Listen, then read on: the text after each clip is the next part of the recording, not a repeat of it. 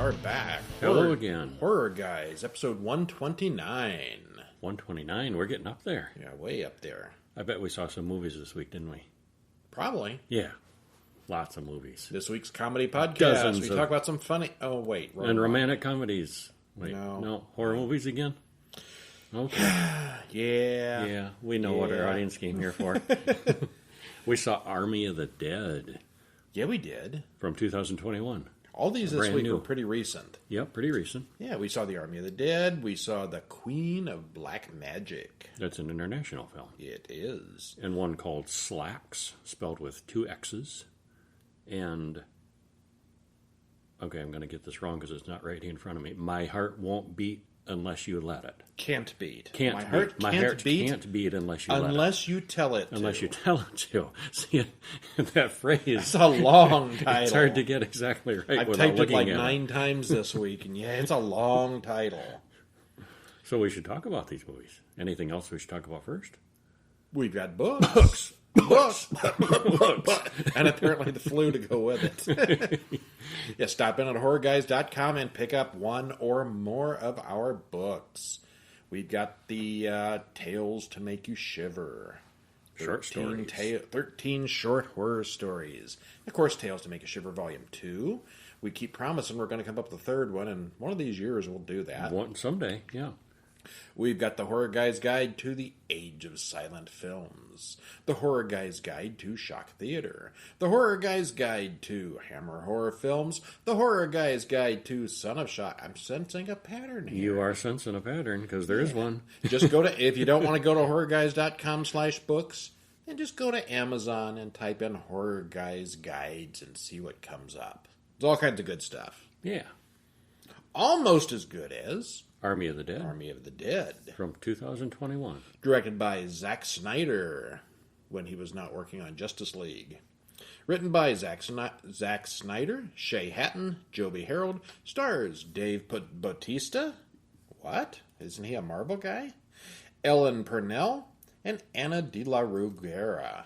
2 freaking hours and 28 friggin' minutes. And boy, it did not seem long at all. I didn't think so. Okay, you're pausing. You're hesitating. I watched it before bed, so I was counting the minutes. But yeah, it was very good. I liked it a lot. Yeah, really Yeah, entertaining. 2 hours and 28 minutes in the epic Lord of the Rings kind of long, not the oh my God, is it done yet kind of long. That's right. Yeah. Yeah, and I went into this not really knowing much at all about it. So I was very pleasantly surprised. As big as Zack Snyder is, and as epic and high budget as this movie was, I'm surprised I had not heard more about it. It didn't seem to have gotten a lot of press or a lot of word of mouth or a lot of, Some of the reviews I read were pretty awful. I really kind of liked it. Yeah, so did I. Yeah. Okay. Well, we're unanimous. Actually, as far as zombie movies go, this one's all right. But it's got a lot of good action in it. You got your zombies, you got your sci-fi, you got your post-apocalyptic world. And you got Dave Bautista. Dave Bautista, if you like him. He's just got a weird-looking head, is all I can say about him. And Tig Notaro. It's like if you drew a perfect circle and drew his face in like the bottom third. and it's kind of wrinkled on top, too. Well, a lot of too? wrestlers are like that from Yeah. cutting their heads. Yeah, they and they cut their heads to make themselves bleed. So it's an interesting head.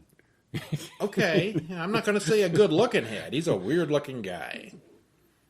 But I wouldn't say that to his face. No, you probably shouldn't. Well, a convoy of military transports drives through the desert away from Area 51 as the drivers guess at what it is they're hauling. It's something majorly secret, they know that much. And the trivia I read says if you watch, you can see some flying saucers. I didn't see them. I didn't either. Meanwhile, a just-married couple drives into Las Vegas. The couple has, while you're driving, sex, at least until they run the entire convoy off the road. The surviving soldiers call for a medevac, and my typing here says medieval. It's not the same thing. And the dispatch is saying, what about the package? Package? Is it open? Oh, yes. Yeah. Clear out. Get away from it. But it's too late because the box opens up and out comes The Hulk! Alpha zombie. The Hulk! He's big. Yeah. He's green. And he's fast. And he's fast chompy. And yeah. Okay, it's not the Hulk, but it may as well be. Very Hulkish. Yeah. The zombie Hulk quickly kills them all and turns them into zombies as well. They all see the lights of Las Vegas and head that direction. Soon we see zombie showgirls eating a Liberace act. Soon the government bombs everything, and we then get close-ups of various people fighting zombies as Viva Las Vegas plays in the background. As the song winds down, we see that the city has been walled in, and millions of zombies are trapped inside. The president then decides to nuke the city on the 4th of July. How patriotic. Appropriate. Yeah. Yes. And kudos to the soundtrack in this. I really liked that version of Viva Las Vegas. It's really slow and melodramatic. It wasn't the standard Elvis version? No, it was much slower. I really didn't catch that. Yeah. And there's a couple times where songs are used that are unique versions of songs, and I thought they were really effective. All right.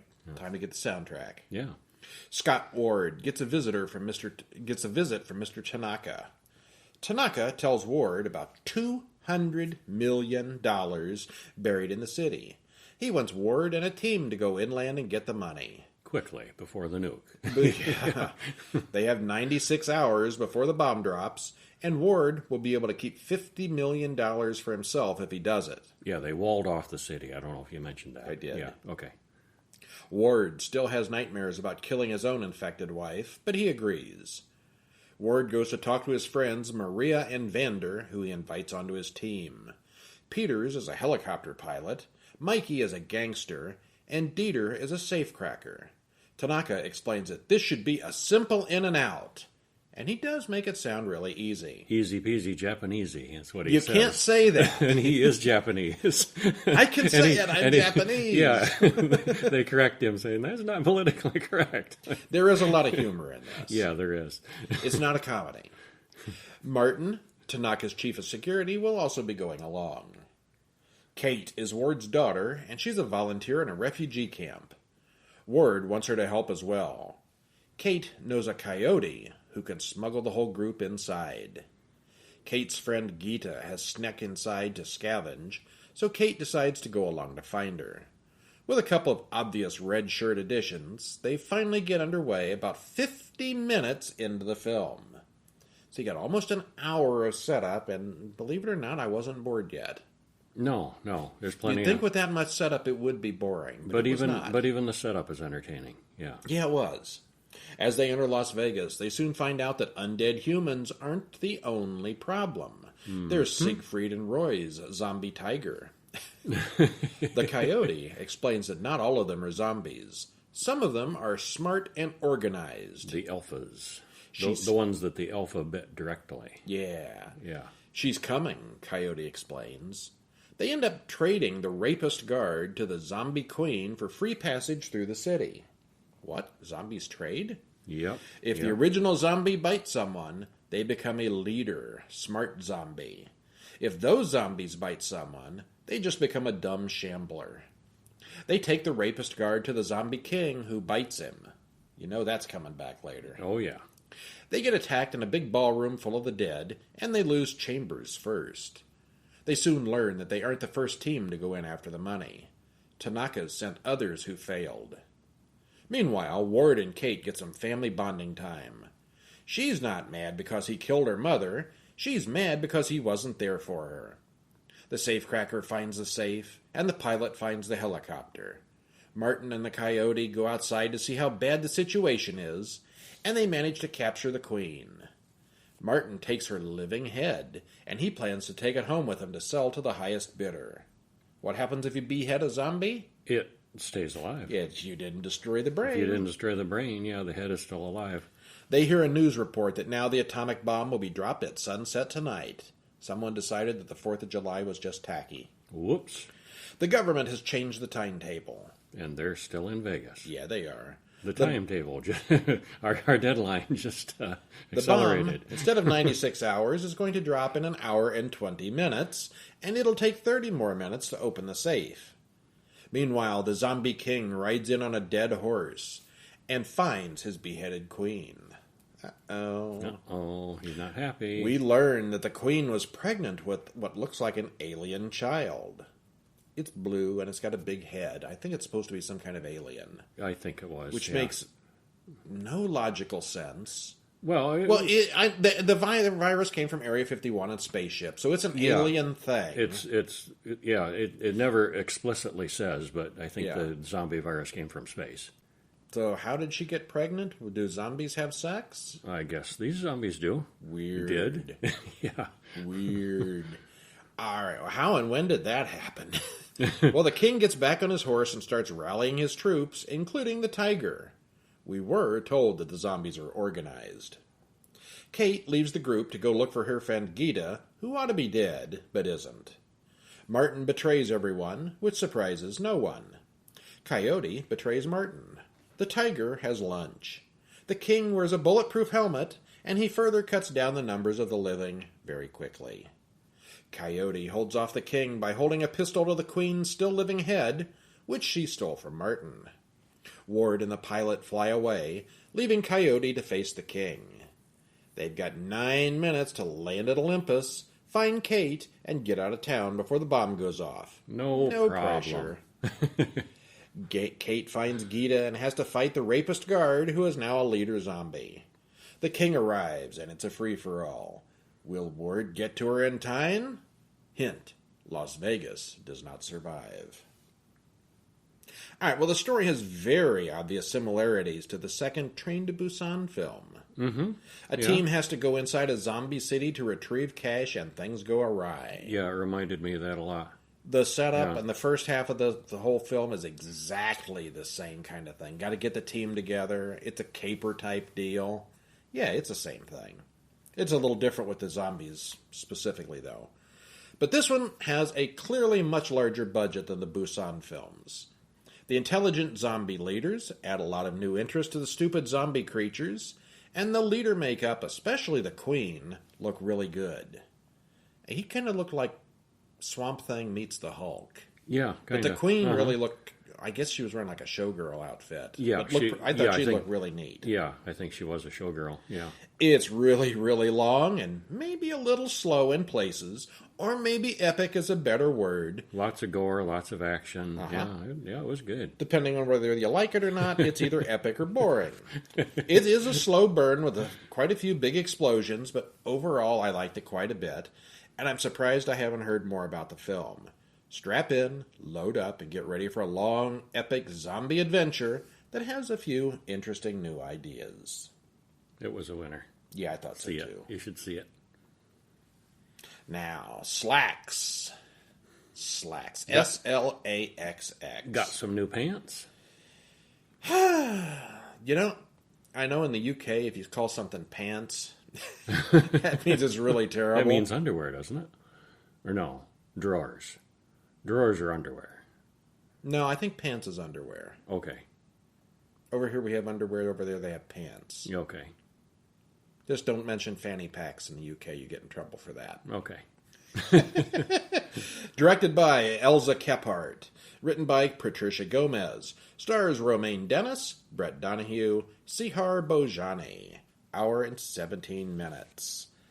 Link in the show notes. And you can pick this one up on Amazon for sure. What did you think? I overall thought it was pretty much a hoot.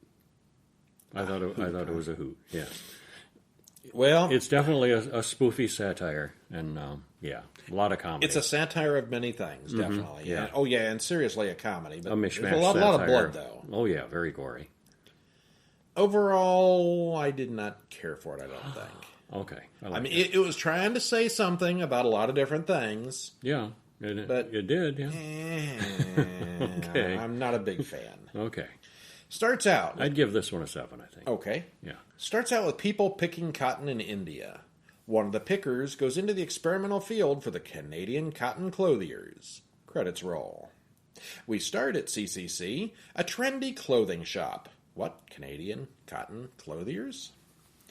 Libby starts her first day at work, and she's really excited. Craig is the manager, and Shruti has been working there for far too long. Libby's told to replace all their clothes and hurry up as Harold is coming this evening. Harold is like, I guess, their Steve Jobs. Yes, yeah. The Clearly, yeah. Yeah, kind of a cult-like following in this corporation. Everyone is a fairly stereotypical retail fashion worker. Libby takes her new clothes and hides in the bathroom to change while 2 other employees come in. One of them, Gemma, puts on a new pair of jeans that she just stole off the shelf, which almost immediately start causing her pain. The new line, Slaxx. She thinks it's cramps. It's not cramps. Yeah, spoiler, it's not that. Jenna goes into the restroom to loosen her pants later, but they cut her in half instead. What? I've had pants that felt like that. These are some pants. Then the pants crawl around and start sucking up all the blood. My pants never did that. No. Meanwhile, out in the showroom, Harold explains that the new Super Shaper jeans are ready for release. They're special unisex pants made from a new strain of Indian cotton. The store is about to go into total lockdown before the store opens in the morning. You know, which is just a really contrived plot You device. always hear like the Apple stores go into lockdown when they move the new product in and they got to get things set up. And I don't think online. they literally lock the doors and cut off the internet and the cell phone might service. Before a big release. Oh, I don't but know. still, I mean, these guys, they're unloading a couple boxes of new pants. It doesn't take all night for a staff of 50. Well, it was the pants and all new clothes too. Everything, the whole line was getting changed. I'm not convinced. The Slaxx was the keystone, the cornerstone of the display. Well, Hunter goes looking for Jenna and finds her pants hanging on a hook in the restroom. She tries them on as well, but she doesn't last as long as Gemma did. Craig finally sends Libby off to find his 2 missing workers. Meanwhile, the pants just crawl around and lurk in the dark. She shows the bodies to Craig, who explains that they can't call the police because they're in lockdown. Craig thinks one girl killed herself, but Libby thinks there might be a killer on the loose. He offers her several new employee perks to keep quiet and be a team player. Lord, another employee, gets his arm ripped off by the vicious blue jeans. Each time the pants kill someone, one of the little spots in the logo turns red. It seems to be keeping score. The gore is pretty over the top in this. Yeah. Craig finds Lord's head in a packing box. Libby sees it and explains it's just a mannequin. She's not buying it. No. Then he whacks her over the head and locks her in a closet. Well, the lockdown... The opening must go on. Yes. The lockdown is lifted just for a few seconds to let in Peyton Jules, the famous vlogger. She's been waiting for the Super Shapers her entire life. And yeah, they're just spoofing an over the top Instagram influencer who makes videos and products and plugs products. High roll time. Yeah. But she was really over the top. At least she's not a podcaster. Those guys suck. Yeah. She starts her broadcast, and the pants choke her to death right on camera. Then the pants get up in front of everyone and attack. Yeah, cat's out of the bag now. Craig comes into the empty showroom and watches the jeans licking up the blood. Barb tells him he's a worthless little man who will never make regional manager, so he sends her out to where the pants are prowling. The pants stalk up behind Shruti, who's humming some Indian tune, and the pants start dancing a Bollywood number. She goes on break, and the pants find an upper body mannequin to wear. Libby and Shruti team up, but Libby is wary of Craig's treachery. And that was, I thought, just a really funny scene where, the pants are sneaking up on her, gonna get her, and you're thinking, oh, they're gonna get her, and she's humming the song, and they start dancing, and she's just totally oblivious. Those songs are... They're catchy. Yeah, they are. Craig says it's all a mass hallucination. They lure it out by playing Bollywood music on the PA system. She tries to talk to it, but it doesn't understand. Shruti speaks Hindi, so maybe she should try. And she does, and it works. It writes on the wall that it wants Kirat from India, the girl who fell into the cotton separating machine and died. Oh, and it does this by the jeans. It writes. Well, the jeans go onto a mannequin, and yeah, it animates the mannequin. The pants seem to be possessed by Kirat's ghost. Libby gets really upset when she finds out the jeans are made from GMOs and not organic cotton. Well, that's the big thing now, isn't it? It's GMO cotton and not organic. Never mind that it's killing people. Then there's the child labor question, since Kirat was only 13 when she died on the job. Maybe CCC is more hype than help. Yeah, it's all BS. That it's not organic, and they don't know who picks this stuff. What? It's contractors. It's contractors. We don't know. Oh, wait a minute. There's 175 pairs of those jeans here. What if more of them are alive? And that's just one store. Yeah, they are, and they're feeding on the corpses of all the employees. Craig, on the other hand, may turn out to be more deadly than an army of undead blue jeans. Okay, so this was clearly a satire of how important everyone takes the fashion industry, how people take their nonsense jobs too seriously, and of modern life and consumerism in general. Mm-hmm. The acting is an over-the-top parody, and it's obvious that no one took this film seriously in any way. I mean, who would possibly care that their clothing came from GMO cotton? Send your emails to Kevin. The special effects with the crawling pants are not excessive, but well done. Killer Pants are hard to take seriously, but it gets more and more serious as the film progresses. And the body count rises. Yeah. It's really a little too silly. It's kind of like an extended episode of Creepshow. And there is an after-credit scene, too. Yes, there is. Keep watching. Yeah, I mean, if you'd have seen this on Creepshow where they get silly and have twists and stuff, this would have been perfect. Uh-huh.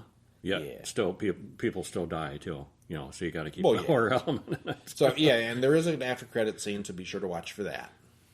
Yeah. All right. I bet we saw a short, too, didn't we? Well, you're throwing a curve in there, aren't you? Yeah, a curveball. Okay, well, this short film is called Curve. Written and directed by Tim Egan, stars Laura Jane Turner, 9 minutes, 51 seconds, and there is a link in the show notes where you can go and watch it. What'd you think? I didn't like it very much. Okay. Okay, I mean, and let me clarify on that, because I think the people involved with it did a good job. I mean, their work is fine. Uh-huh. Her acting is very good. Uh-huh. But it's like, there's nothing to this. Okay. There was nothing there for me. I mean, not enough of any kind of story or, no monsters, or anything to... No suspense? Suspense. Yeah, okay, there's suspense. It makes your sphincter pucker watching it. But, I mean, there was that tension, but, it didn't work for me. Okay. Well, we open up on waves. Big waves. A girl is sleeping. She startles awake to find she's laying on a huge curved shelf that drops off into a deep, abysmal blackness. It's some kind of, flood spillway or something like that, and there's no way up. It's all on a very steep incline, and any movement will cause her to slip over the edge. Then something down there howls. And then there's evidence that she's not the first to be in this predicament. So what will happen? Well, there's helpless, and then there's helpless. Mm-hmm. The ending looks pretty inevitable from the first scene, but you have to wonder if she can get out of this somehow. There's one actor and one set, and this is clearly about as low budget and simple as a story can get. But it does make you wonder, how did she get there? Why is she there? What's at the bottom? Who is the other person? What was the howling? Will she get out? See, that's and if not, then what happens next? Too many questions on this one. Too many. But that's the whole thing fun was part a of this question. one. It's a mystery. Oh, see, I didn't find that fun. I thought there was too many questions. I do like the ones that have a story and explain some things. This one didn't explain anything, and I kind of liked it because of that. Okay, yeah. All right. 10 minutes, you decide. Yeah, you decide. Then send Kevin your email. Or send Brian your email and say, yeah, I agreed with Kevin. All right. So, a little while ago, we had the Queen of the Zombies. Now we have the Queen. The Queen of Black Magic. Magic, yes. If you're going to do black magic, you may as well be the Queen. And I thought this was pretty darn good. Yeah. Better than I expected. I will say that, the trailer for this the Queen could have gone either way, but it was very good. I thought the trailer was weaker than the movie was. Sometimes they are. Yeah. Directed by Kimo Stambol, written by Joko Anwar, stars Ario Bayu, Hannah Al-Rashid, Adhisti Zara, Muzaki Ramdan. If and that as you sounds can tell like a by those foreign names, movie, it is. It's an international film. Yeah, this one is from Indonesia, and I don't know that we've ever seen an Indonesian film on here before. I don't think we have. Subtitled, of course. 1 hour, 39 minutes, and there's a link to IMDb where you can find out more info. Did you like it? You said you liked it. Oh, yeah, I did. Yeah, All very right. much so. Anything to add? No. It was good, and I liked it. Okay, I liked it. Yeah. If you're into ghosts, it's more... I would say it's really more ghost than witches, although there is a witch. Yeah, Ghost Witch. Yeah. Kind of a... It's more of a haunted house ghost story kind of thing. And kind of a whodunit of who's really the bad person, who's really the witch, and who's bad and who's not. And yeah, there's a little bit, a touch of whodunit there. Okay. Yeah, I liked it. The family is heading to the orphanage where their father was raised for a visit. They've come from Jakarta. They tell the 3 kids that they're adopted as well. Oh, nope, just kidding. Aha! Every kid should be told they're adopted, just to get the reaction. Well, the 2 older ones don't buy into it, and the young one is kind of concerned, but they let him know it's just a joke. Then they hit something on the road. They find the dead deer on the side of the road. It's pretty isolated out here. As they drive away, we see a dead body that they didn't spot. Oops. But it wasn't... Credits roll. But it had been there a while, clearly. That wasn't who they hit. They did hit the deer, didn't they? No, they hit the girl. They hit the girl. Okay. Yeah, the deer had already been dead. Oh, you could right. tell by the flies that it had been there a while. Yeah, they hit the girl, but they didn't see it. Their uncles, aunts, and nephew arrive as well. It's sort of like a family reunion at the orphanage. There are 2 kids still at the orphanage, but the rest have gone on a trip. They all go in to visit with Mr. Bandy, the old man who raised them all. Well, and the caretakers are ones that were orphans, too. I think they're the 2 that stayed behind. Well, yeah, they grew up. Yeah. Well, no, they're not. Oh, I see what you're saying. Yes. Mammon and Siti are married adults who never left the place. They were orphans that no one wanted. The kids explore the rest of the house. Haki asks about a green door, but they're told that the door hasn't been opened in 20 years.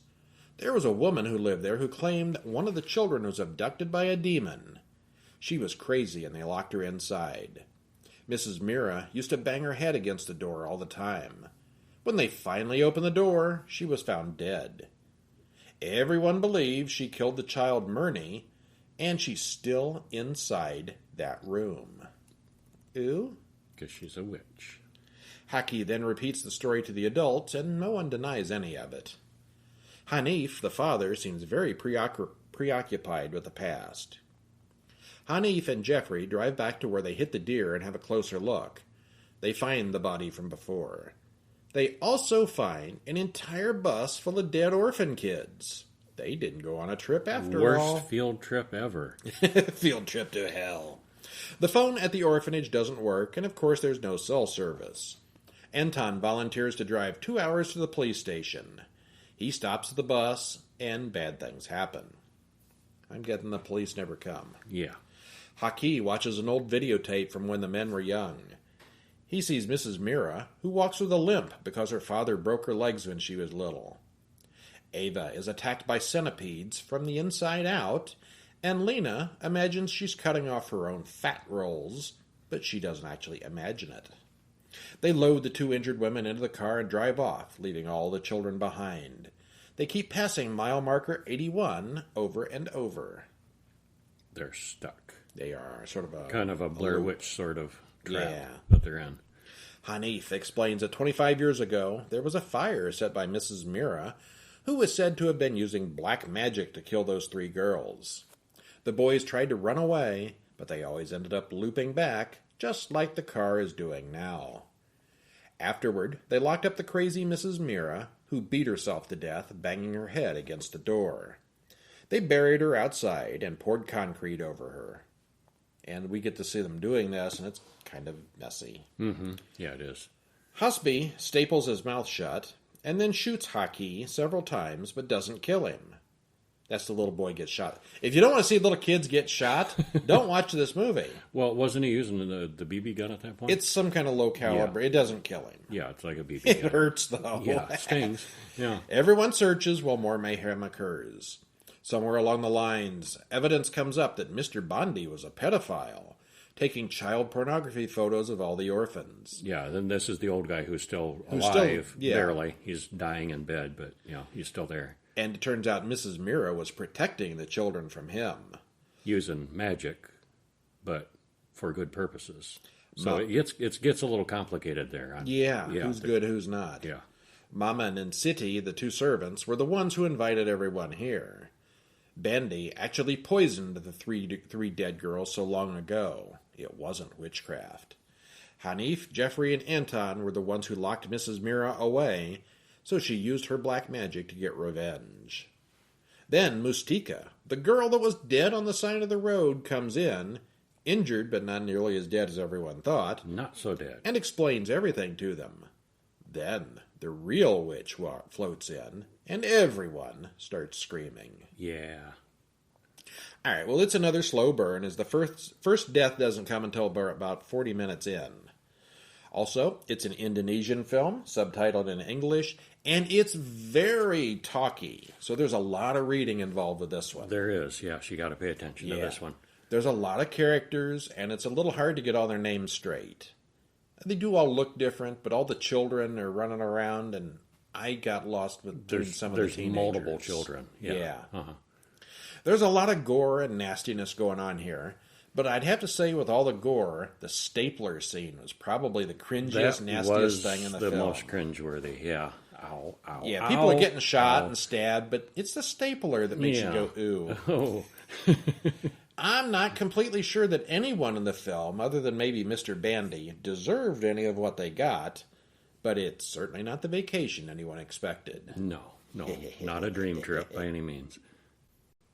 My heart can't beat unless you tell it to. You got it right. I got it right. You looked it up. Yes, I'm looking right at it. All right. 2020. Written and directed by Jonathan Quartus, stars Patrick Fugit, Ingrid Sophie Schramm, and Owen Campbell. Hour and 30 minutes. Link in the show notes to take you to Amazon. What'd you think? This is a weird one. It's weird. Yes, I agree. Oh, the angst. You want to wait for an opinion until afterwards? It's just depressing and angsty, and I didn't hate it, but it's so sad. I think it's the saddest horror movie I've ever seen. These poor people, all of them. Yeah. So if you want to get depressed, and the other three movies doesn't sound like it's your cup of death, try this one. Depressed and entertained at the same time. A whole bunch of innocent people died in the previous movie, the Queen of the Black Magic. But that's horror, and not depressing. Not like this was depressing. All right, just sad. Well, a man named Dwight in a pickup truck picks up a homeless man eating from a dumpster. He tells him he's taking him to a shelter, but it's actually Dwight's house. Dwight then hits the man with a baseball bat, and Dwight and his sister Jessie undress the unconscious man and drain all his blood into a bucket. Then they feed the blood to their sickly-looking brother Thomas. Then they all watch TV together. And Thomas perks up. Credits roll. Dwight goes to a motel the next morning and hires a hooker. These folks clearly don't live a very normal life. Dwight trades the homeless man's clothes for a karaoke machine to give to Thomas. Because you can see that there's a Christmas tree and Christmas is coming. Secondhand store. Yeah. Uh-huh. Thomas tries out the karaoke machine, but passes out in the middle of the song. They give him some more blood. Jessie mentions that she saw a prostitute working outside the diner this morning, and she'd make a great catch. Dwight is getting tired of the killing, but he doesn't know of any alternatives. Thomas seems like a nice kid, harmless and helpless, but he's always in need of more blood. He heard some kids playing outside during the daytime, but Jessie explains that he can't go out at that time of day. So he has no friends, he never goes outside, they never let him go outside. He drinks blood and he can't go outside in the daytime. What? What? Have we got a vampire here? Certainly seems that way. Yeah. Jessie is watching the prostitute's room when she sees Dwight go in there the next day. Dwight wants to run away with the prostitute, but she doesn't want to go. Jessie knows something is up. I don't know what I'd do if you left us, she explains. It has to be the three of us together. She doesn't mention knowing about the prostitute. Dwight picks up another homeless guy the next morning. This one, Eduardo, fights back and leads Dwight on a chase through the woods before Dwight catches him again. Dwight ends up cutting himself and dripping blood into a bowl for Thomas. Thomas knows from the taste. Is this your blood? Yeah, he recognizes it. Jessie is very dissatisfied, and she goes to the motel where she captures Dwight's favorite prostitute. Dwight is very upset by this and leaves, but he soon comes back. Turns out Dwight didn't kill Eduardo, but instead is keeping him tied up out in the shed.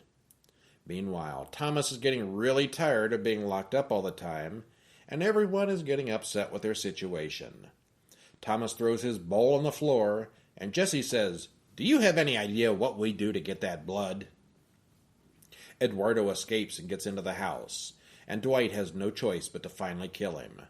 This time, Thomas witnesses the whole thing. Yeah, you sort of get the feeling he didn't know what was going on before. Now he does. Yeah, he clearly knows, yeah. The next morning, Thomas listens to normal children playing outside, and he writes them a note on a paper airplane. He throws the paper airplane toward the children, and the sun burns his arm where the light hits it. What? Oh. Vampire, you say? He starts obsessing over playing with the other kids, and then one of them finds his paper plane and comes to the door. His name is Turner. Thomas offers Turner a glass of blood just as Dwight comes in. Dwight is just about ready to let Turner leave when Jessie comes in with another dead body. Awkward. Yeah. Turner is hiding in the closet and leave. sees the whole thing. Witnesses. Uh-huh. Jessie opens the door and Turner stabs her and runs off. Dwight pursues Turner's bicycle with his truck and catches him. They have a little talk, and Dwight still lets the kid go. Meanwhile, Thomas watches Jessie bleed to death as she tells him, "We shouldn't waste it." Waste not, want not. Dwight comes home to find Thomas biting Jessie's neck, vampire style. Dwight then buries the bodies out in the backyard with the others and cleans up the blood. He then packs up his clothes, gets ready to leave forever. He tells Thomas that he's going. As Dwight sits in the diner having lunch, he looks at another family and changes his mind. He goes back to Thomas. He just couldn't do it. Thomas asks Dwight to open the window and let in the sunlight, which he does. We then see the bright light fill the room, but we don't see what happens to Thomas. We assume that he vaporizes. Or do we? Later, we see Dwight driving away in his truck. So, how far would you go for family? That's the question here. It is, yeah. Dwight hates what they've been doing, but doesn't see a way out of it and is trying to minimize the mayhem they cause, while Jessie doesn't have that problem. She's the practical one.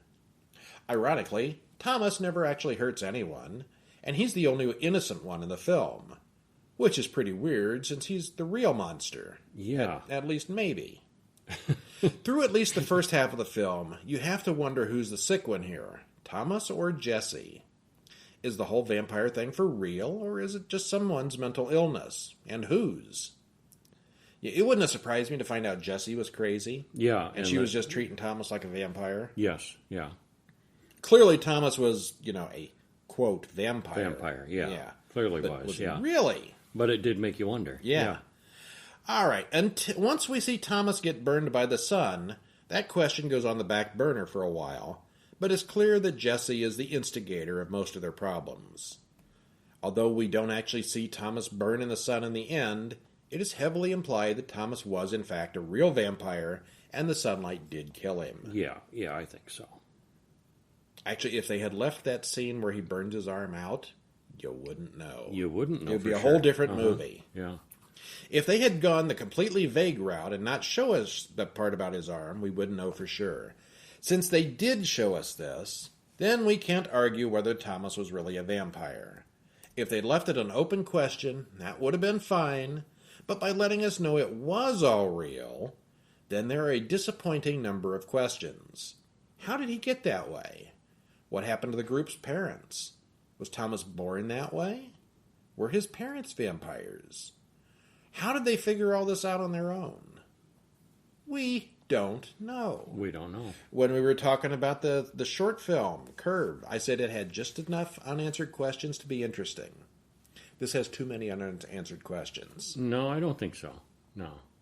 It wants to be vague, is he or isn't he, but it doesn't, because it answers the question, and that answer just brings up a whole lot more questions. And do they exchange Christmas gifts every day? They do. Well, they have Christmas. Christmas is every day. Yeah, I guess so. Yeah. I don't think that they probably exchange gifts every day because they look pretty poor. Yeah. But yeah, there's a tree in the room. Every day is Christmas. Every day is Christmas. Special. Yeah, it's a weird lifestyle. Mm-hmm. All right, so Army of the Dead. Thumbs up from me. Thumbs up from me. Slaxx. Thumbs up from me. Thumbs sort of sideways from me. The Queen of Black Magic. Thumbs up. Thumbs up. And My Heart Can't Beat until you tell it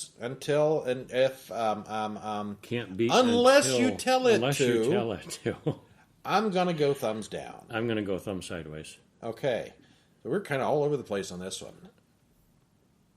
All right, so that is our show for this week. I'd say Army of the Dead was my winner for the week. That's definitely, yeah. Yeah, I like the Queen of Black Magic, but if I had to choose one of these to watch, it would be Army of the Dead. Yeah. Which I think is on Shudder? I think it's on one of the streaming networks. I believe it's Shudder, yeah. And that's our show for this week. Stop in at the website, horrorguys.com, to sign up for our email list. Sign up for the podcast if you're not already subscribed. If this is your first episode, we do this every week. And next week, guess what? We're going to have 4 new films. What are we going to see? 4 new films, all from 2021. A Quiet Place Part 2. Shh. They'll hear you. Bloodthirsty. The Djinn. D-J-I-N-N, like genies. Right. And Werewolves Within. All of them released this year. Cool stuff. Yep. And we'll find a short there, too. Oh, yeah, we'll find a short. That's it for this week. I'm Brian. And I'm Kevin. And we'll see you next week. See ya.